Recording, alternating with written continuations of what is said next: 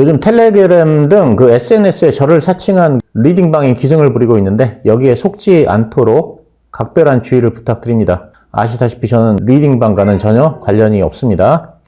금년에 구리, 금 등이 사상 최고가를 갱신하는 가운데 한동안 원자재 랠리가 계속되는 원자재 슈퍼사이클이 지속될 것이라는 전망이 나오고 있습니다.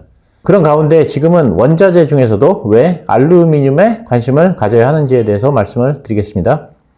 알루미늄에 관심을 가져야 하는 그 첫째 이유는 구리 가격의 강세입니다. 월가에서는 금년에 25%나 오른 그 구리 가격의 추가 상승 여력이 있다고 보고 있습니다. 최근에 톤당 11,900달러를 기록하면서 사상 최고가를 기록했습니다. 더구나 그 공급량이 수요 증가분을 따라가지 못해서 구리 가격 상승세는 이어질 것이라고 하면서 지속적인 구리 강세를 전망하고 있는 IB들이 많이 있습니다. 구리는 그 화력발전소 대비 풍력과 태양광에 많이 사용되는 원자재이기 때문에 앞으로 구리 수요가 폭발적으로 늘어나겠지만 전 세계 구리 공급량은 오히려 감소해서 수급 불균형이 우려된다는 것이 구리 가격 상승의 원인입니다. 그리고 AI의 발달에 따른 데이터 센터의 설립이 기하급수적으로 늘어나고 있는데 데이터 센터에도 많은 구리가 필요합니다. 그러니까 AI하고 신재생 에너지 때문에 구리의 수요는 폭발적으로 증가한다는 것인데 공급은 오히려 줄었습니다.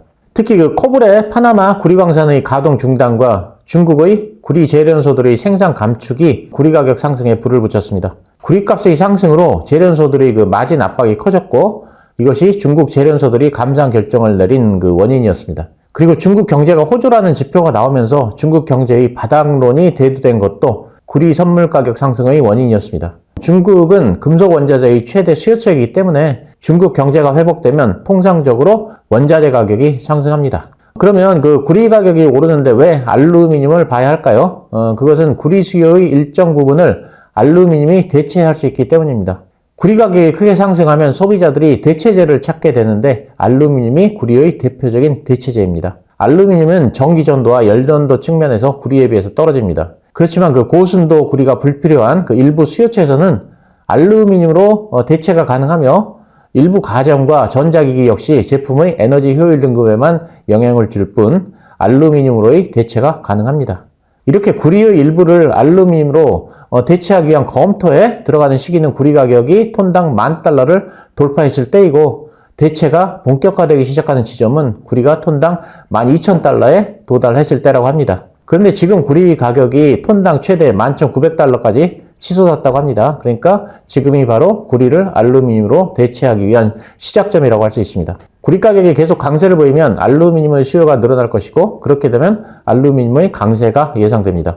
알루미늄에 관심을 가져야 하는 두 번째 이유는 라니냐 발생 가능성입니다.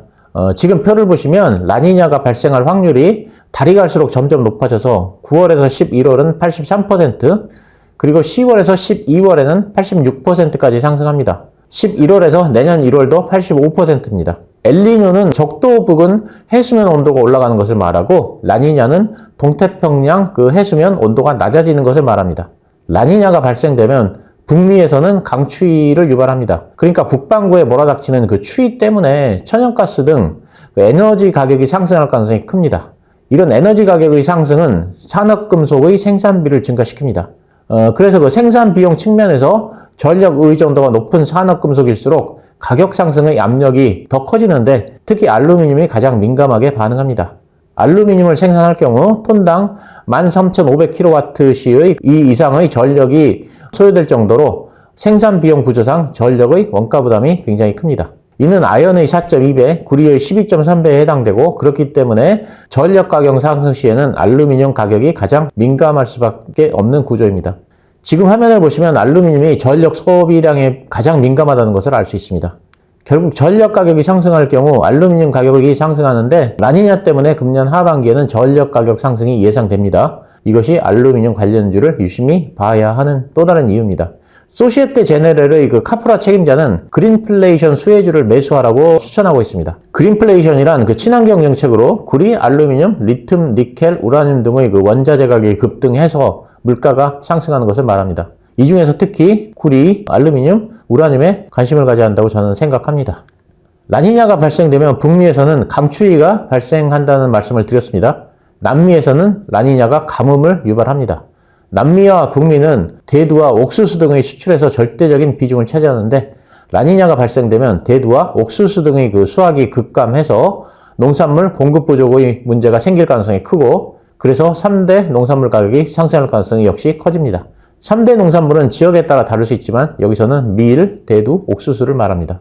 그리고 라니냐가 발생되면 북반구에 몰아닥치는 그 추위 때문에 에너지 가격이 상승할 가능성이 크다는 말씀을 드렸습니다. 이렇게 에너지 가격이 뛰면 농산물 가격에도 영향을 주게 됩니다. 비료는 크게 질소와 인산, 칼륨계로 구분되는데 글로벌 비료 수요의 55%를 차지하는 질소계는 석탄이나 천연가스에서 암모니아를 추출해서 만듭니다. 그렇기 때문에 에너지 가격과 비료 그리고 농산물 가격은 서로 연결되어 있고 추세적으로 같은 움직임을 보입니다.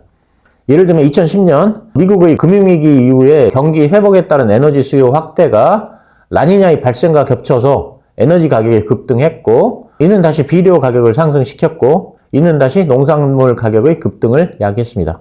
그래서 식량의 절반 이상을 수입에 의존하는 아랍인들의 물가 부담을 가중시켜서 2010년 12월 아랍의 봄을 촉발하는 원인이 되기도 했습니다. 그러니까 에너지, 비료, 농산물은 하나의 고리라는 점을 기억해야 합니다. 또한 옥수수는 바이오에탄올의 주요 원료로 사용됩니다. 그러니까 옥수수 가격은 휘발유 가격의 추세와 비슷하게 움직입니다. 만약 휘발유 가격이 상승하면 옥수수 가격도 상승할 가능성이 커집니다.